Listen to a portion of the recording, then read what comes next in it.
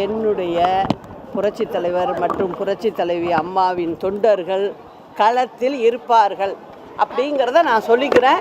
எப்படி என்னங்கிறத நீங்க விரைவில் தெரிஞ்சுக்கணும்.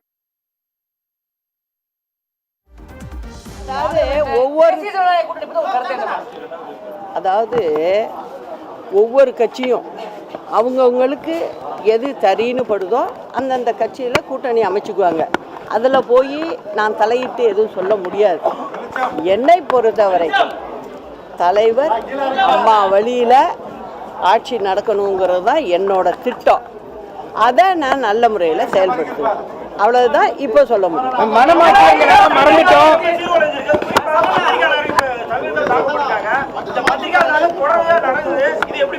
அதாவது பத்திரிகையாளர்களை மட்டும் இல்ல, மக்களும் தாக்கப்படுறாங்க. அதுதான் உண்மை. இந்த திமுக ஆட்சியில் ஒன்று சொல்லிக்கிறேன். கிருஷ்ணராயபுரத்தில் சமீபத்தில் ஒரு கல்குவாரி, அது அனுமதி இல்லாமல் கல்குவாரி அங்கே நடத்தப்பட்டு, அதுக்கு கிருஷ்ணராயபுரம் தொகுதி எம்எல்ஏ முக்கிய ஆளாக இருக்காரு. அங்கு செய்தி சேகரிக்க சென்ற போட்டோகிராஃபரையும் செய்தியாளரையும் ஒரு 50 அடியாளுகளை வச்சு, ரவுடிகளை வச்சு, அந்த 2 பேரையும் தூக்கிட்டு போய் தனிமையான இடத்துல வச்சு அடித்து துன்புறுத்தி இருக்காங்க.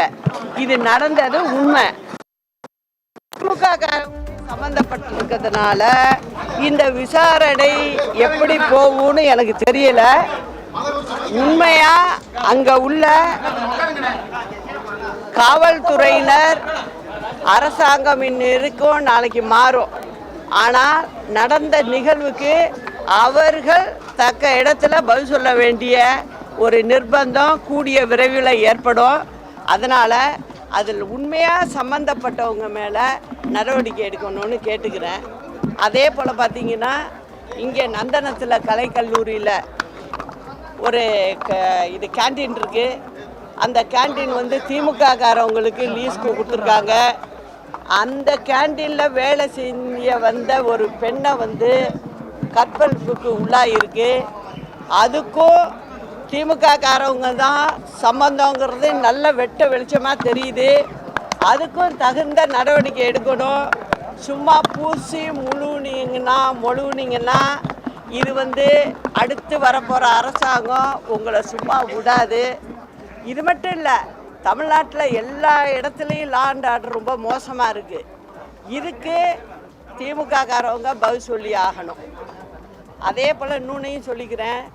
கிட்டத்தட்ட 5 முறை முதலமைச்சர் வெளிநாடு சுற்றுப்பயணம் பண்ணியிருக்காரு. 7 கண்ட்ரிகளுக்கு போயிருக்கிறார்.